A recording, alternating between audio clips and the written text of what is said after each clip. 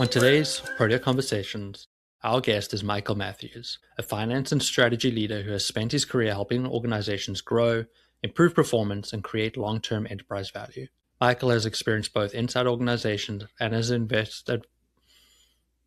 Michael has experienced both inside organizations and as an advisor to leadership teams, giving him a unique perspective on how strategy, financial leadership all translate into real operational results. Early in his career, he was involved with To Go Advisory Group, where he worked closely with companies to strengthen their financial and strategic foundations. Today, Michael works in a corporate leadership role where he continues to maintain connections to the advisory world, offering insight into the differences between advising businesses and operating within them. Beyond his professional work, Michael also serves as an advisory board member for Wonder Dads, an organization focused on building community and support for fathers. In this conversation, we'll explore his move from advisory work back into the corporate environment, what leaders often misunderstand about creating enterprise value, and how experience outside of work, like his involvement with Wonder Dads, shape how he thinks about leadership and impact. Let's welcome Michael to the show.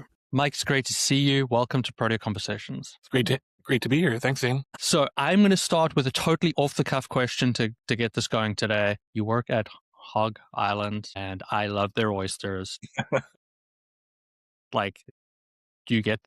that something you enjoy? Is something you get to try out a little bit? Or what's the perks? They give you some employee discount on that side? Well, let it be known that when I come home without any, I get yelled at by my wife and my 6-year-old daughter, who has also developed a taste for them. And so it's really fun to bring your work home with you and enjoy what you do with your friends and in your own home. But it's fun, different days we'll have meetings on different accounting topics or budgets, and sometimes those can be exciting. Some days it can drag on, but other days, folks from the production side, the different farms will come in and say, hey, we just harvested this new batch of such and such oysters. Give them a try. This is what you're tasting. This is how they're special. These are the conditions that they're going on. This is what we're going to do with them over the next, few months. And that's really exciting too, because it's just random and it just happens.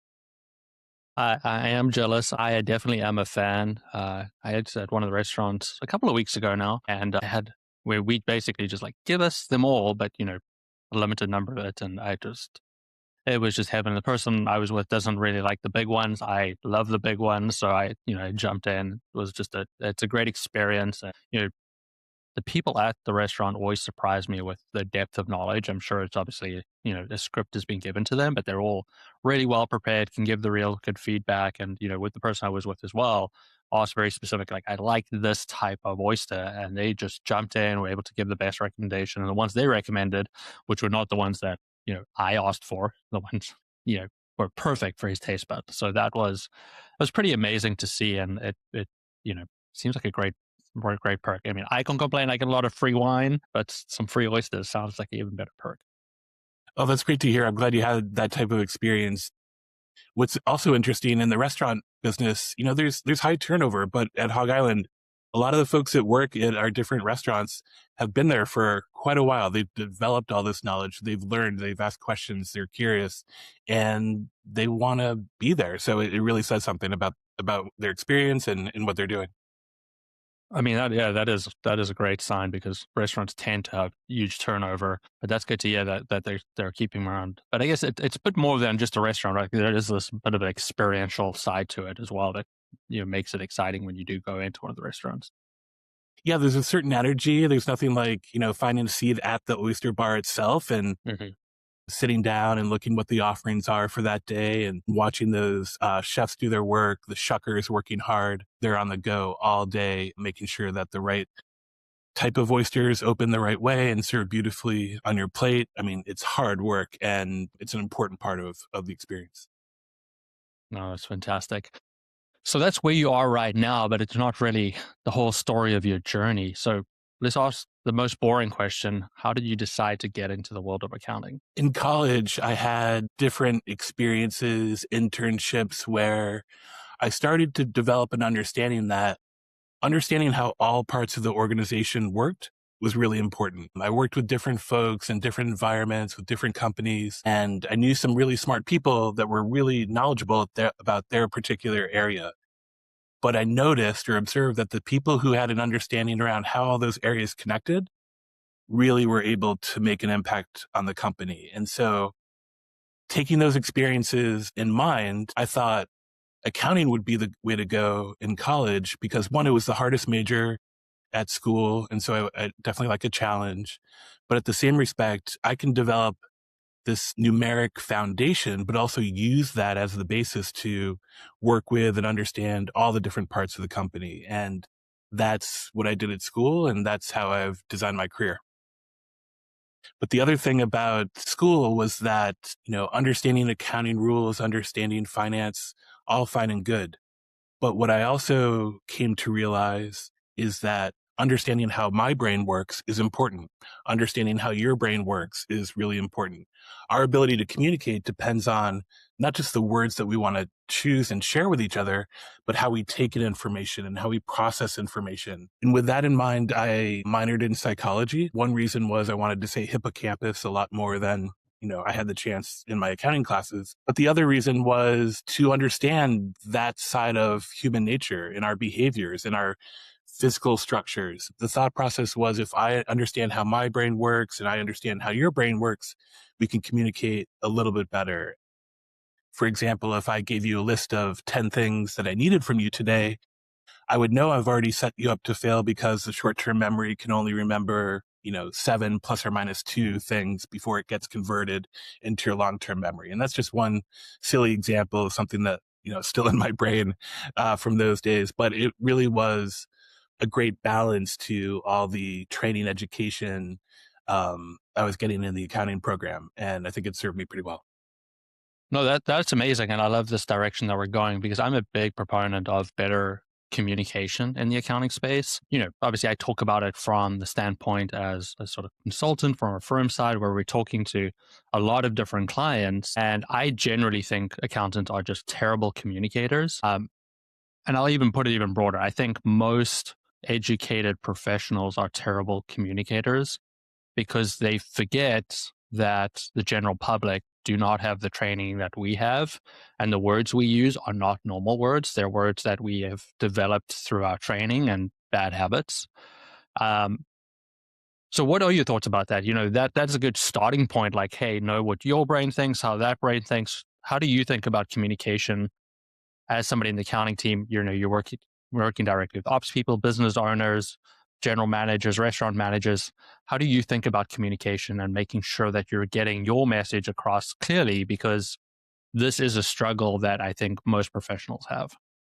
Yeah, I mean, what you are bringing up really resonates. And in the different environments that I've been in, one of the things I'm very vocal about and always make time for is education. And oftentimes what I find accountants get roped into is there's a certain topic, it's quite complex or involved, and then you have to hit the ground immediately with someone outside of your area to work through it.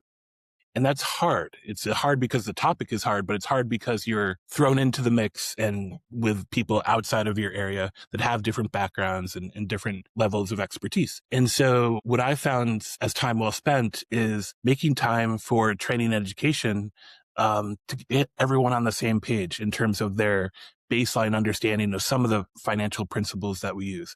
We don't need everyone to be a CFO. We don't need everyone to dream about debits and credits. That's not the goal. But let's spend time getting to a certain level of baseline understanding so that we can communicate with each other. And the days that I've spent on that initiative are some of my most memorable days and some of the days I've had the most fun.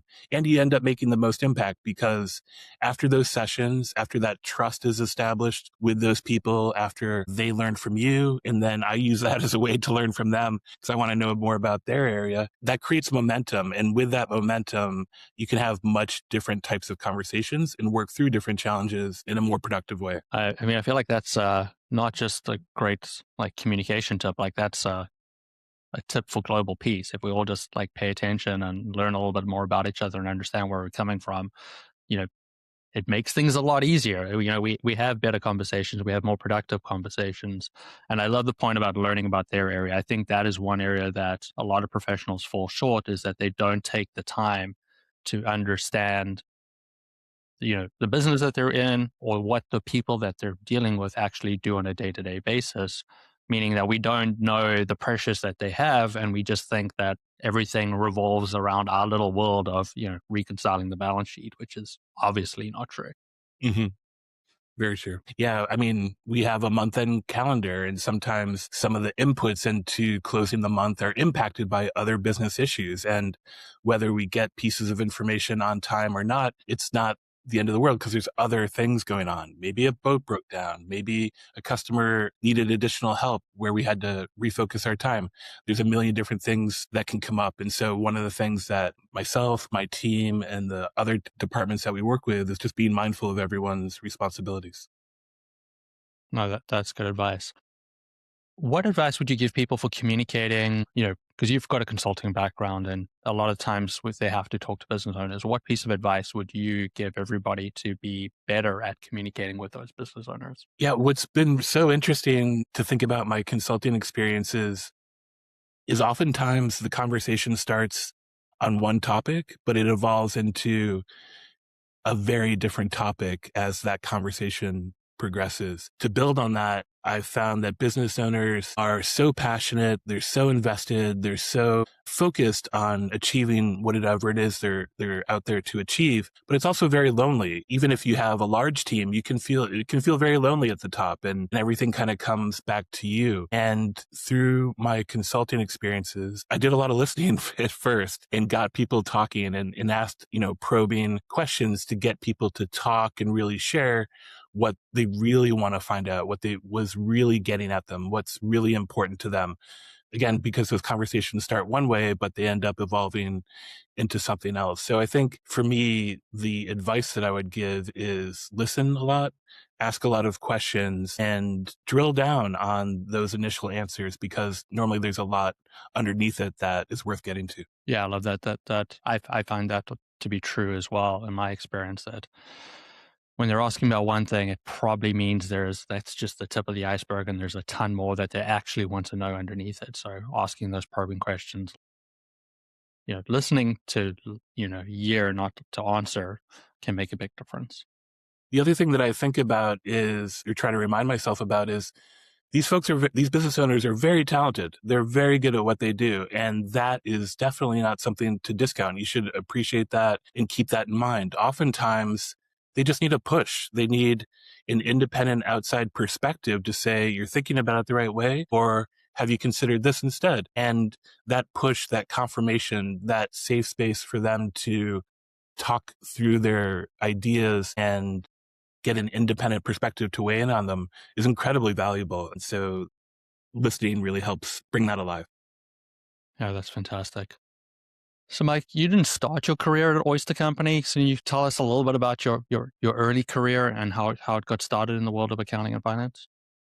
Yeah, well, coming out of college, most of my friends who were in the accounting major ended up going the public accounting route. And there's so much value in that to get in there, roll up your sleeves, work really hard, learn so much, and use that as a foundation for what they wanted to do next. And I was lucky in that I started my career in industry. The Campbell Soup Company had this financial leadership program, kind of modeled after a GE financial leadership program, which they were known for. And they would bring in different classes of graduating folks and put them in different areas of their business. So a lot of those folks would go into internal audit. Some would go to corporate FP&A. Some would go into manufacturing or production accounting. And they had these different areas that people would get exposure to. If they did a good job, you get to rotate through other areas, and you get exposure to senior management and kind of an accelerated developmental path. And that's what I did with Campbell Soup Company. I got to start with a Pepperidge Farm, which was fantastic, almost as good as oysters. And I did corporate FP&A. And as a new person out of school, and going back to what I'm originally interested in, FP&A is a great place to see how all the pieces come together. I didn't really understand how it all worked or how these different departments ran, but I got to see the whole picture really quickly. And it was a great way to build my foundational knowledge and then eventually learn about other areas of the business. But after a while, I was interested in the internet. The late 90s, early 2000s was exciting. So I did an internet startup, which was fine. It didn't last very long, but it gave me a sense of small teams and everyone working hard towards the same goal. And then I found my way to Diageo. At that time, it was called Guinness United Distillers and Vintners, and they were in the process of just purchasing half of the Joseph E. Seagram Company. And that was a major transaction in the beverage alcohol world, to have these two large companies come together to form Diageo, to become the largest alcohol company, and then basically rewrite the rules for how alcohol distribution would work. They were the first to have dedicated distributor relationships and all the management that comes with that. And as a younger person in supply finance, we had the task of taking two North American manufacturing footprints that were on top of each other and kind of optimizing those for what the new Diageo would look like. So it was a great amount of work and a great, once in a lifetime experience to understand different decisions that we had to make relative to what products should be made in what facilities, where do we need different warehouses, what's our purchasing and warehousing footprint going to look like. Those decisions and that work was what our team contributed to. We also were part of launching a new category, Smirnoff Ice, the flavored malt beverages. That initial launch was wildly successful, and there was a lot of work to do to build out the production capacity to meet the future demand. So initially it was started with co-packing relationships, temporary, stop gaps to just get the production flowing. And then we started investing in our own facilities to build out production facilities, increase our capability, and produce a lot more of that product. From Diageo, I was able to work in a few other departments to learn how Diageo works. But at one point I was able to work in our internal consulting group. We called it Global Business Support. And we were doing high-level projects for North America and sometimes on a global basis. And through those projects, we learned about stakeholder management, project management, consulting practices, so that we could bring these projects to life and achieve what needed to be done. But one of those projects found me in California. At the time in the mid-2000s, Diageo was trying to grow their wine business, and they had decided to purchase the Chalone Wine Group. And I got sent out to California to help with that, not because I knew much about wine. I asked, what do you want me to do? They're like, let's do wine pricing for all the Chalone products. We're going to put them on Diageo's distribution network. I go, I don't know anything about pricing. They said, you'll be fine. So I spent 3 or 4 months in California understanding the Chalone business, understanding how they were pricing their products, and getting that in a format ready for the Diageo distribution network the day the transaction closed. And after that part of the project was over, I had built relationships with everyone in the Napa office. They had some openings in their commercial finance team. And I said, hey, I'd love to stay. And they said, we'd love to have you. So come out to California. And that was my first start to the wine industry.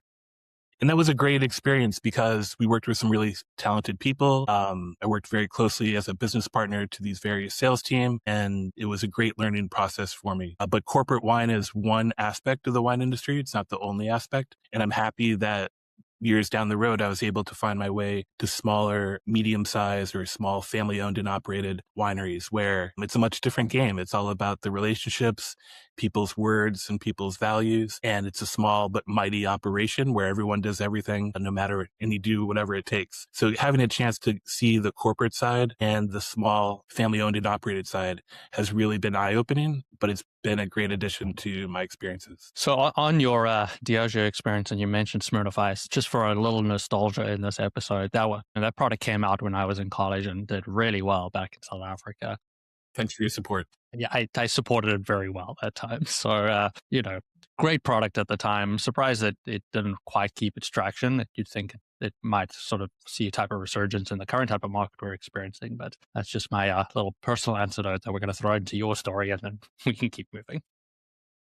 Well, what's interesting, one of the big lessons from Smirnoff Ice is and this is for life, this is for business, anything, just because you have initial success doesn't mean success is guaranteed in the future. And after the success of Smirnoff Ice, the second product in the lineup was a no-brainer, Captain Morgan Gold. Captain Morgan was a big part of Diageo. Captain and Coke is well known. Let's make a flavored malt beverage out of Captain for the Captain Morgan brand. That was the idea. The projections were sky high. Production capacity needed to be at a next level, but they skipped a lot of steps. They didn't do the consumer testing. They didn't go through the gate process they had previously prided themselves on because they wanted to fast track this product to marketplace. And what ended up happening?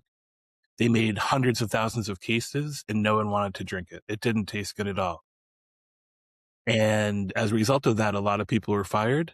And a lot of people like me had to manage the write-off reserve of lots of millions of dollars and count many cases of Captain Morgan Gold, which had to be destroyed and managed in a proper way. So it was a big lesson to be excited about your successes, but don't forget that doing it the right way matters.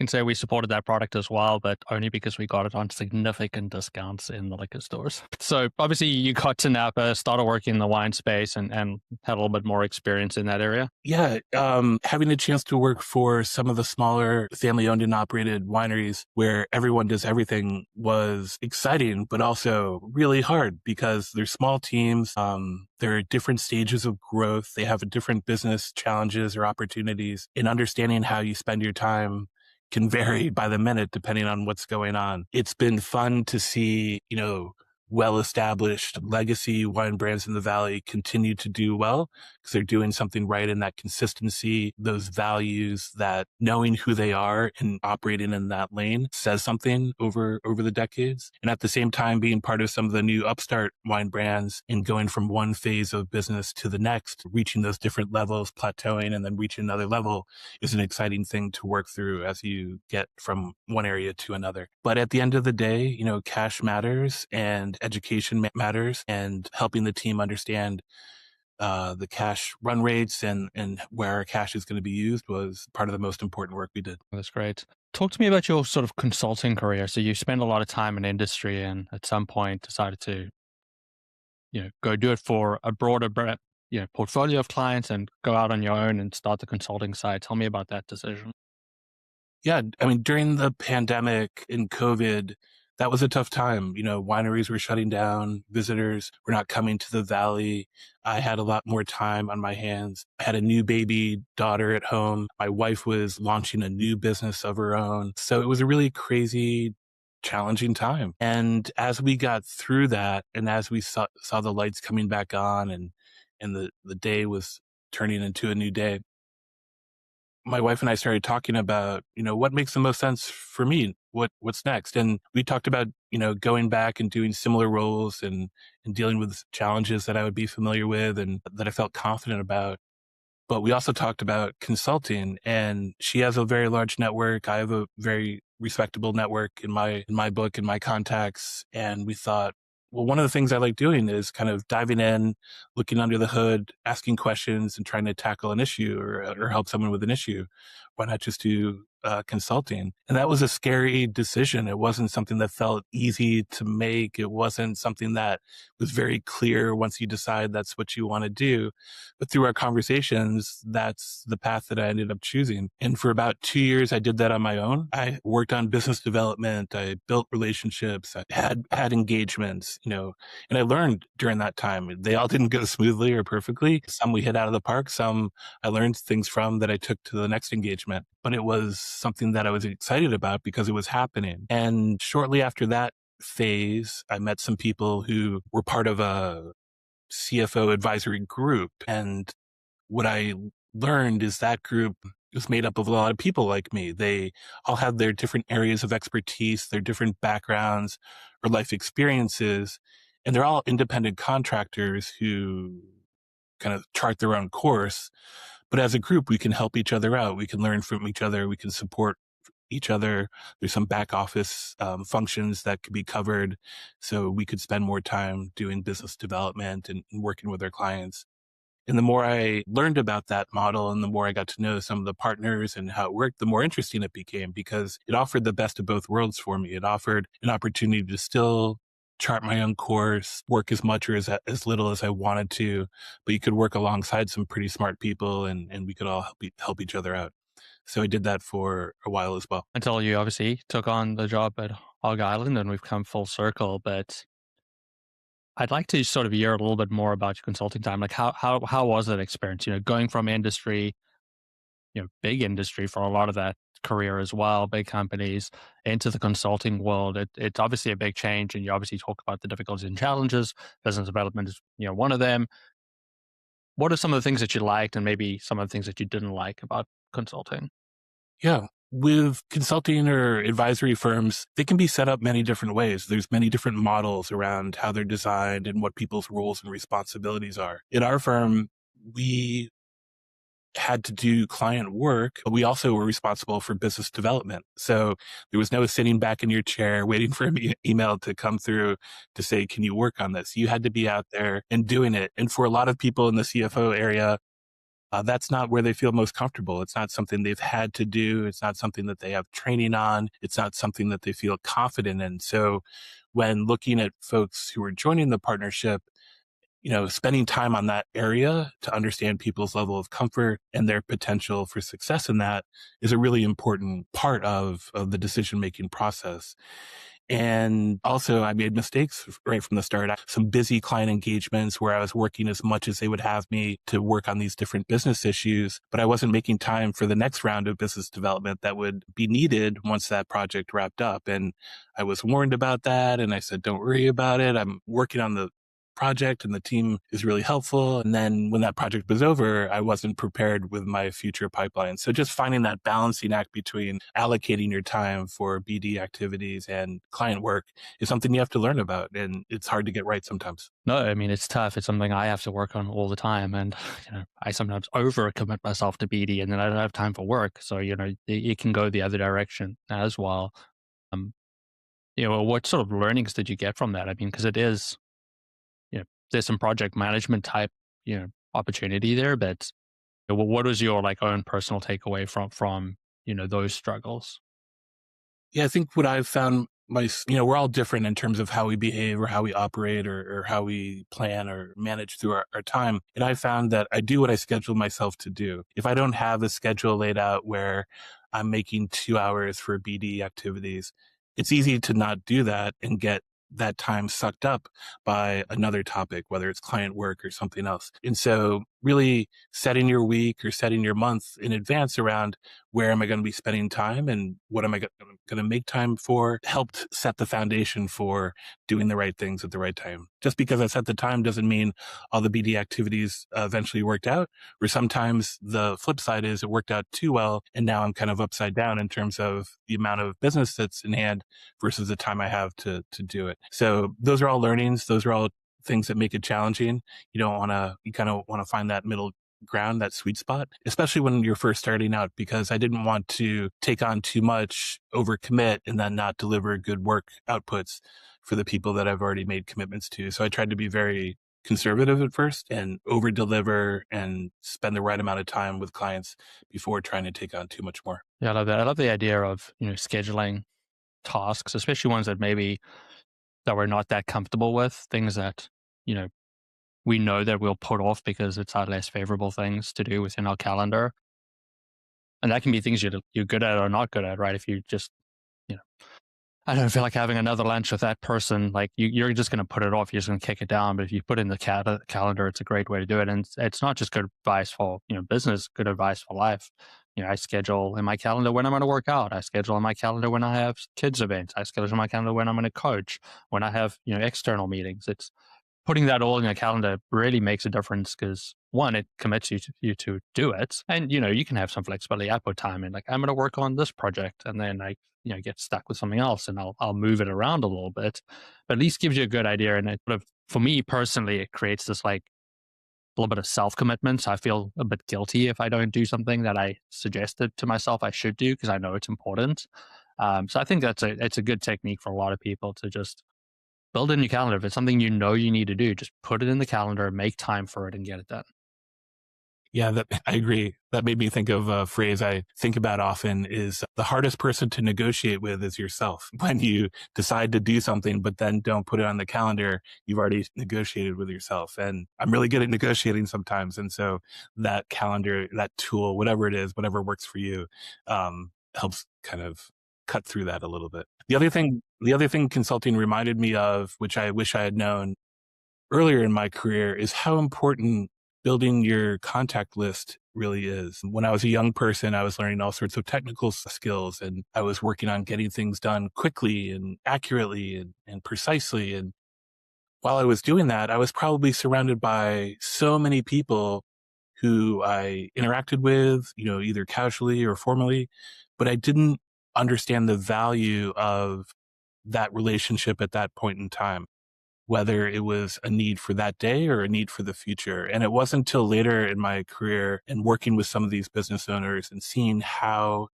important developing those long-term relationships and keeping track of those contacts had become. And the people who excelled at it had limitless options for themselves as they experienced different needs going forward.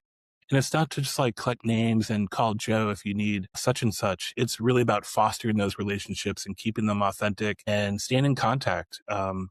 I understand that better today, but as a younger person, I wish I had that knowledge and that infrastructure to capture all that information and the skill set to develop and foster those relationships. I think I would be much better off.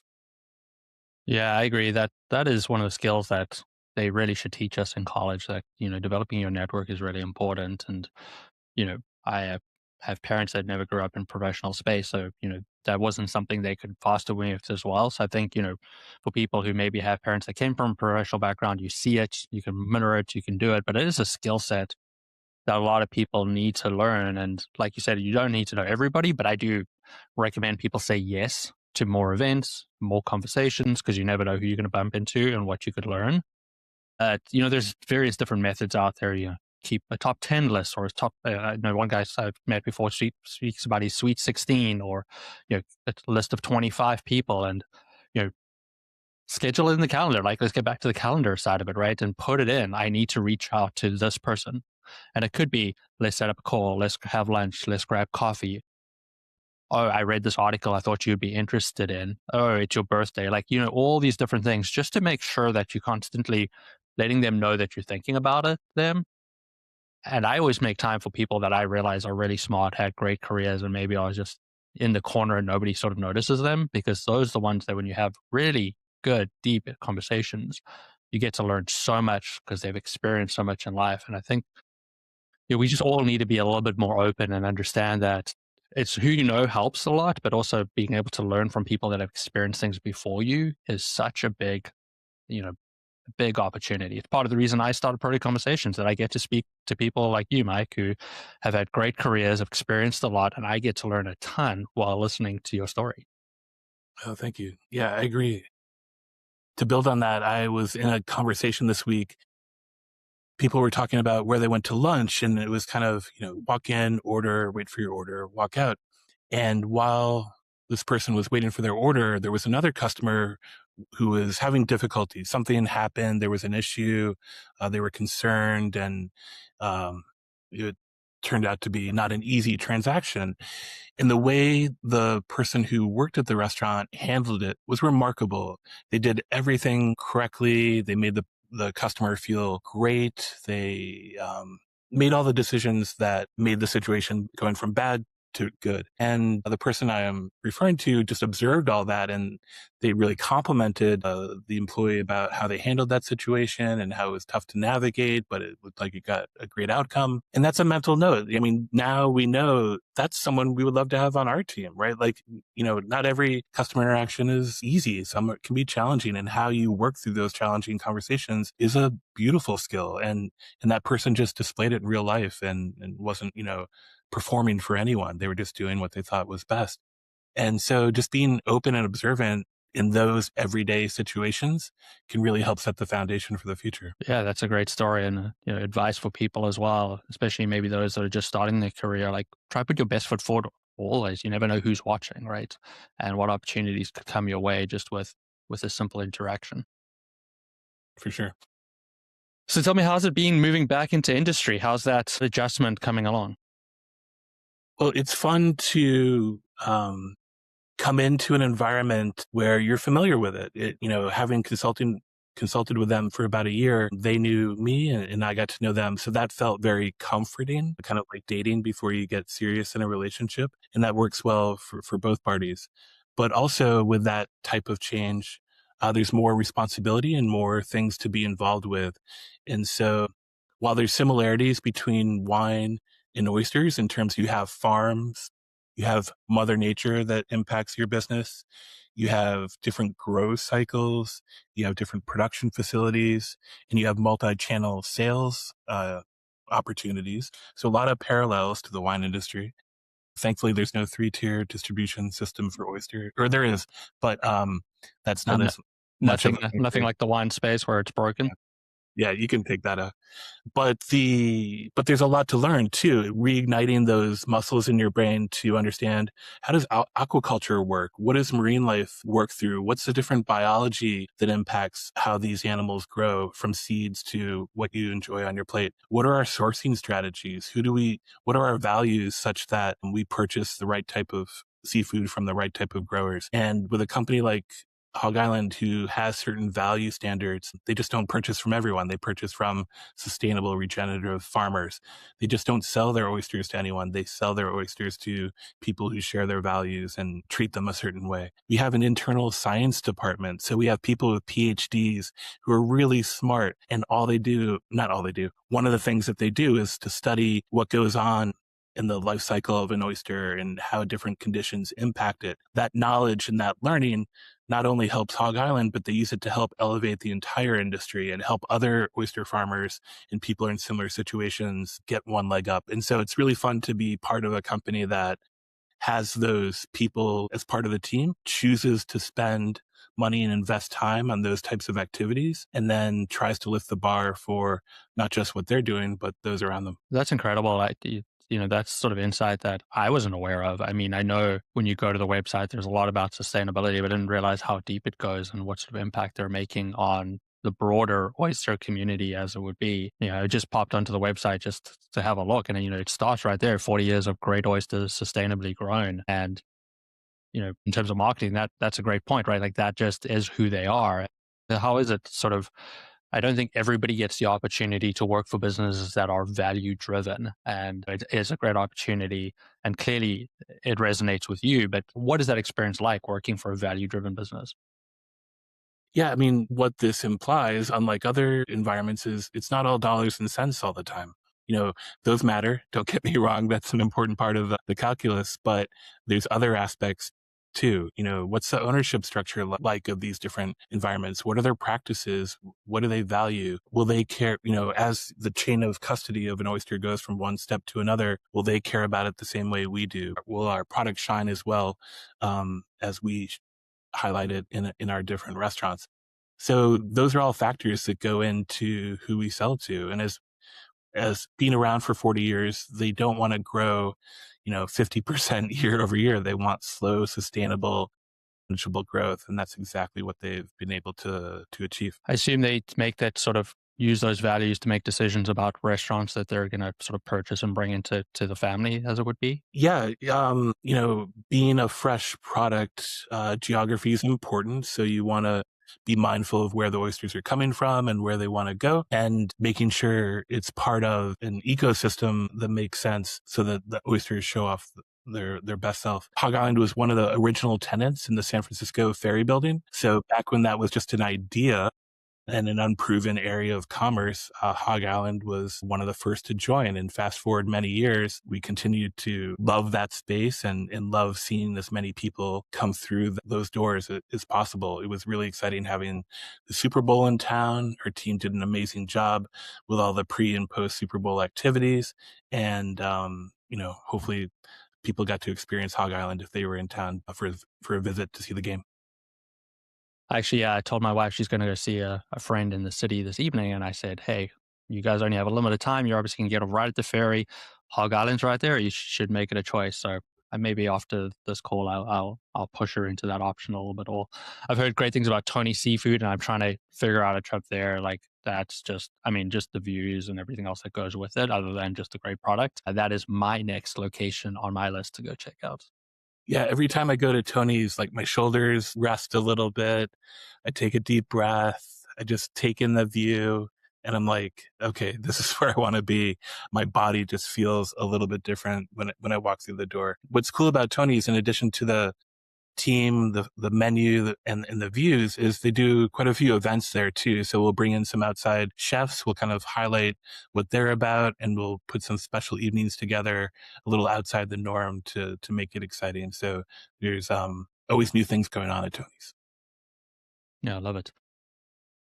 Is there any advice you can give anybody, or maybe insight that you can provide, that's one thing that you've taken away from your consulting as you've gone back into industry and you're inside the business that you're using, that maybe it's a skill that you didn't have before your consulting career? Yeah. One of the things that I learned as a consultant is you have to make your own future. You're doing business development activities. You're always trying to do client work. You can go 24/7 and never feel like it's enough, or you don't know if you should work really hard for a long time because it might be less busy down the road. So that's a very stressful, difficult time to navigate through if the future is not clear. And likewise, in industry, part of a team, there can be some really busy times of year. There can be some more relaxing times of year.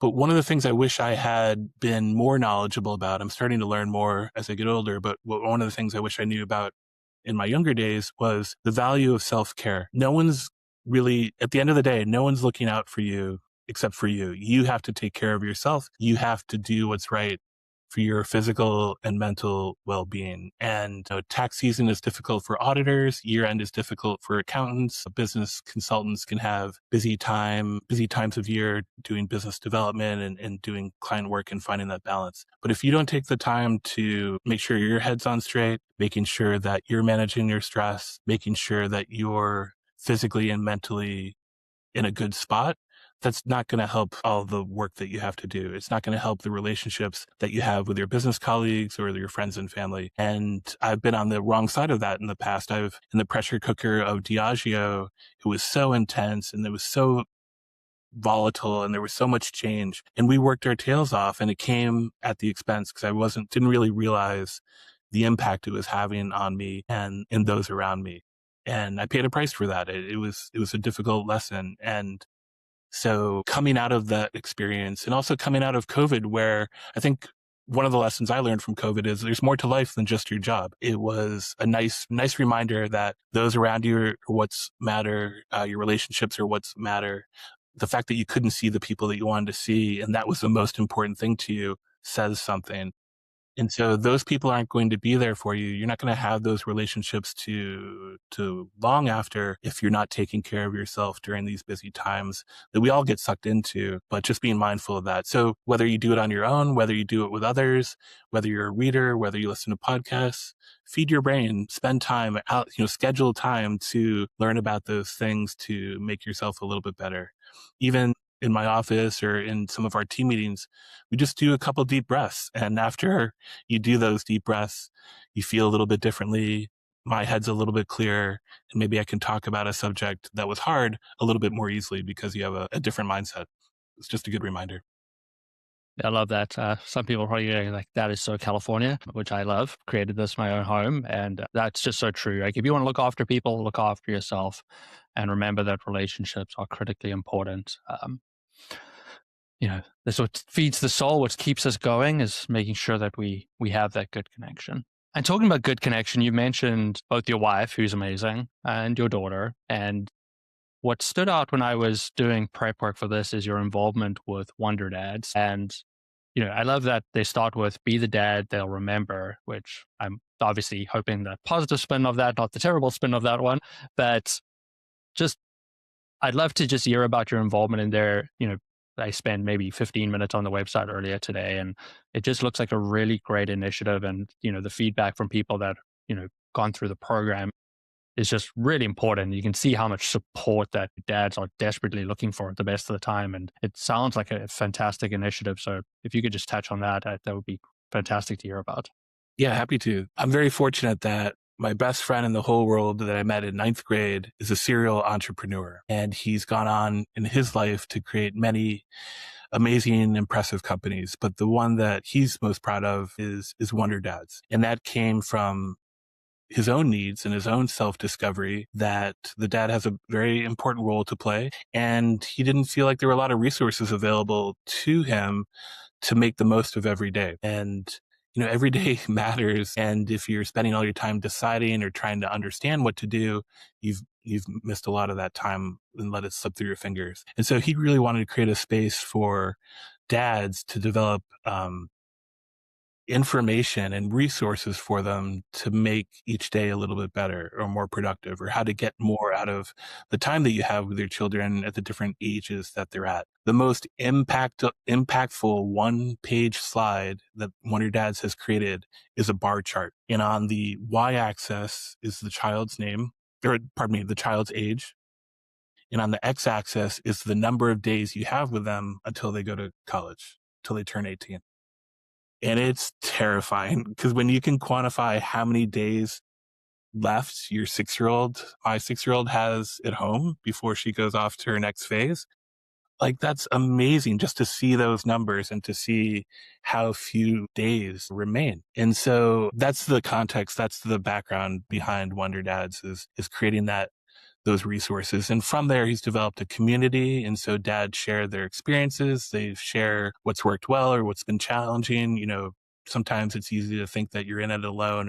No one else understands what you're going through. And in this community that they've developed have really given a lot to, a big part of the population who could benefit from the support. Yeah, that graph sounds absolutely terrifying, as I have an 8 and a 10-year-old, and I know how limited the days are. And I know there's like a stat out there, something like by the time I think it's 10, like you've spent more than half the time that you will spend with them in their whole life. Like that's scary as anything. And I feel it already. My 10-year-old is with friends and out and doing sport and like barely see him anymore. Like he's there, he lives there, he sleeps there, he eats our food, but he's not there. Mm-hmm. And, I'm thankful I took a lot of time. I'm thankful I created an environment, and the same environment I try to give to my team, to be able to take those moments, to be able to spend time with their families, go to those sports events, coach their teams, go to, the silly plays or whatever it is at the school, go spend time with your kids, because that's what they remember, right? They remember the moments. They don't remember the gifts. They don't remember, they might remember the trip, but they're not remembering the specific trip. They're remembering the time with you. So I love the concept. I really love what you guys are doing there. So that's good to hear about that. And it just seems like something that more dads should find time. You're talking about connection and spending time is important. Like finding a network that can help you be better is such a great cause. Yeah, I agree. This week I had a big milestone. We officially have a bike rider now in our household. For the longest time, my daughter was not interested in riding a bike, or she was nervous about trying and concerned about getting hurt and falling off. A lot of her friends were having a blast. They were up and running, and I just thought she was missing out, and I know she would like it once she got it, but it just wasn't happening.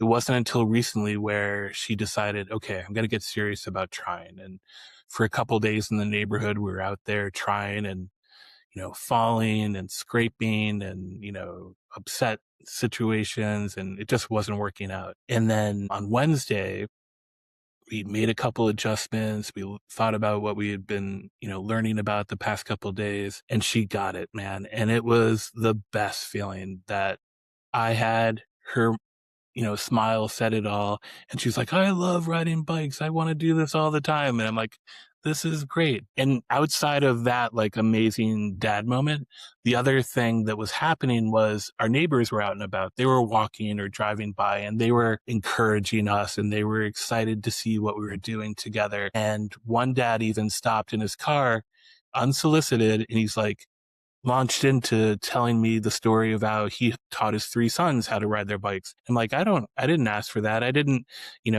want to understand that, but he was so excited about what we were doing. And it was such an important part of his journey with his family. He just had to share it, and he was excited about our excitement. And so it was just an awesome feeling to kind of reach that milestone and see how special it was to some of our neighbors and to us. Yeah, I absolutely love that. And, that's how we build connections, by sharing our memories, right? But I would love you to tell your daughter that I'm super proud of her, because that is not easy, especially when it's not going away, and that she persevered and kept with it. That's amazing. That makes me happy. Yeah, it was a good feeling. I will. Mike, as we come to the end of our conversation, and I wish we could just go on forever, because this has been amazing, but I wanted to ask you, really just two more questions, and then we'll get sort of into the rapid fire questions that we end the show with. But first one, what are your short-term goals? What are you working on at the moment? Yeah, right now the team that I work with, they're veterans. They know what they're doing. They know the business inside and out. And so it's nice to come into an environment where that's really well understood. The value of an outside perspective, a new perspective, is you can see some things with fresh eyes. And so the two areas that I'm really focused on right now, and I think a lot of other people might be focused on, are data workflows and automation, also combined with the cash conversion cycle. I've really grown to love the cash conversion cycle because I think it's a very digestible way to talk with folks outside of the accounting area to understand what's happening and to put some initiatives around making small incremental improvements. I love taking the idea of selling products on credit, paying vendors on credit, and understanding how long your inventory is sitting around for as a way to understand how your working capital is deployed and how much cash you might have on hand. I've seen so many examples of people managing cash, but in very different ways. Some people might say, don't spend a lot of money this month. Some people might say, sell more of this, such and such. Some people might say, use up what you have. Like, those are all valid ideas, but the cash conversion cycle can really highlight where you're on track and where small incremental improvements can move the needle around the amount of cash that you have on hand and how your working capital is deployed. We have an example where, someone we buy from is also someone we sell to, but our payment terms were different on the payable and receivable side. Well, shouldn't those be the same? That's a small example, but it's a step towards improving the cash conversion cycle. What I like about it is identifying those three buckets of receivables, payables, and inventory. It's very easy to identify 3 or 4 strategies under each one to try to improve those numbers. And that's something that you can identify. It's something you can collaboratively develop with other people outside the company. And then after a certain time, you can see if it made a difference. What I love explaining to people is that could be the difference between improvements in the cash conversion cycle could be the difference between having to use your line of credit or not. And if you're using your line of credit or not, you are incurring interest expense. And that's interest expense that we have to pay for that we might not have to. We could have done other things with that money if we had got, slight improvements on our cash conversion cycle. So it's a real big way to get engagement with other team members to say why it's important, not just to me. Yeah, I love that. I'm in the wine space and cash conversion cycles are huge at the moment. So I love hearing about that. It's things that I'm playing around with a little bit at the moment, how we can make small incremental changes to help the cash flow cycles to get people away from those lines of credit that causing interest, which is creating problems in the cash flow cycle. So it is, it's a terrible cycle a lot of people get into. So that is great. And then the other thing with data automation, there's so many different systems that many companies use. The tech stack is growing by the day, and all of that data has to flow from one place to another. And it's really hard to identify the cost of not having that optimized. But if you scratch out some, calculations on a sheet of paper, it can add up. And so identifying the data flows that can be automated and the time that can save has tremendous value, both from a time savings perspective and an accuracy perspective. So we've been really focusing on identifying those flows, prioritizing which ones we want to automate, and then putting project teams in place above people's day jobs to work on automating those flows. Yeah, that's great advice. And to add to that point for everybody who's listening, ask your providers if it does a certain job, because a lot of the time we're pulling information out to go do something else somewhere else because we just don't know that the technology that the original data is actually can do that task. And maybe you can't do it as well as the other one, but being able to stay in the same place and you don't have to task switch, you don't have to do checks to make sure the data came in correctly, all those types of things is a huge saving.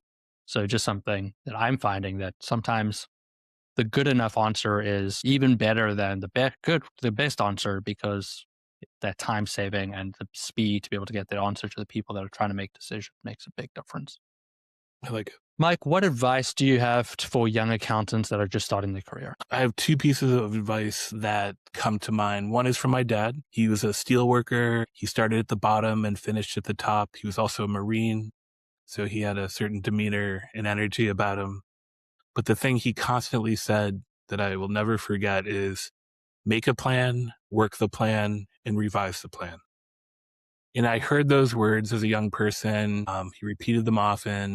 I thought I understood it, but it hasn't been, I've understand it a lot better now as the years have gone by. Nothing's linear. There's always bumps in the road. The value is having a target to go after, working toward it, and then adjusting where you need to. And that's life in a nutshell. And so I'm thankful that that's what he shared with me. Sometimes I do that really well. Sometimes I could do it better. But that's something that is very valuable and kind of sets people down the right road. The other piece of And I advice love that. Just as a note, I wrote that down on a piece of paper. That is absolutely gold. I absolutely love that. Yeah, thank you. The other piece of advice is I got from a salesperson. I was really lucky in my career. I wasn't just an accountant who sat in the accounting department. I was a business partner with different commercial teams. And it was fun to be part of that sales organization and support them in different ways and be part of the mix. And this sales leader was the best in the company, managed the most important teams, put up the biggest numbers, had a great demeanor and attitude and leadership skills. And I was just really lucky to work closely with him. But I noticed that when he would come into the office, he'd always be talking to people. Like he'd go talk to this department and he'd go talk to customer service and he'd talk to operations. I'm like, does this guy ever sit at his desk and do any work? Like he's just talking. And I really was scratching my head because it was so different than how I operated. And I'm like, hey, what are you doing? Like, what's going on here? He's like, my advice to you is build it before you need it. He goes, I have learned through his sales education and experiences, it's all about the relationship, investing in time to get to know who people are, what they're about, what they need, how they think, what's important to them. All that matters. And when you have that foundation, then different business topics come up or challenges or opportunities, you can start working together and hit the ground running. If you don't know what someone's about, a business issue comes up, you're put together with someone and you're going to work through it, but it's going to be from a different place. And those that I've found who make time to understand those around them, what they're about, how they can be supported, what they're working towards, be seen as people, not just as coworkers or someone who does XYZ function. That matters. I've worked the hardest for him. I worked the hardest for other leaders and managers who see me as a person or realize what I'm coming to work for and help me get there, not just that I can get this report or do this calculation. So build it before you need it. Again, easier said than done, doesn't always happen. But it goes back to what we were talking about earlier, scheduling time, making time, even though if it doesn't feel like an obvious thing to do, it definitely has dividends down the road. Guarantee it. Oh, yeah, I love it. That two excellent pieces of advice and a great way to end our conversation. Mike, I've truly appreciated it. We can't leave without some rapid fire. So I have 5 questions for you if you're ready. Boy, bring it. What is your dream vacation? Oh man, distillery tour in Scotland. Love it. Do you prefer audiobooks or paper books? Audiobooks. I've been spending time in the car and I've been looking for different ways to kind of feed my brain in the car. Yeah, absolutely love that. What is a quality that you appreciate most in a good friend? Humility. I love people that can poke fun at themselves, not take things too seriously. Being self-deprecating shows that you're real and vulnerable. And that's someone I want to be around because I think they're their authentic self. I love that quality. What is your favorite piece of technology that makes your life better? Oh man, I have really enjoyed using AI, having a thought partner, having a way to kind of work through frameworks, ideas, get pieces of information. I'm just starting to scratch the surface, but I've really loved dipping my toe into the pool and seeing what can come from it. It's great and surprising it took this long in the conversation for AI to pop up for the first time. It's a hot topic, but I'm glad we snuck it in. Last question. Young Mike, when he was growing up, what was his favorite meal? Oh man, my mom made lamb chops, and the biggest compliment I gave her is that I finished my whole plate. My mom was Irish, so flavor and like tasty food was not, our strong suit. But when she made lamb chops, there was something magical about it. and I tore through my plate. And the biggest compliment I gave her was that, Mom, I finished my whole plate and I didn't even have to take a drink of milk to kind of like wash it down like I do with all the other dinners that were, somewhat skeptical. And she's like, okay, I'll take it. So lamb chops from Mom were the best. Wasn't like cabbage and salt beef that you had to take as a pull, Oh, right? oof. Mike, I really appreciate your time. Thank you so much for being a guest in Protea Conversations. Yeah, I love what you're doing. The value that you and your team are providing to the wine industry is important and needed, and you're doing a good job. Keep it up. Thank you, Mike. Thanks. And with that, we ended another Protea Conversations.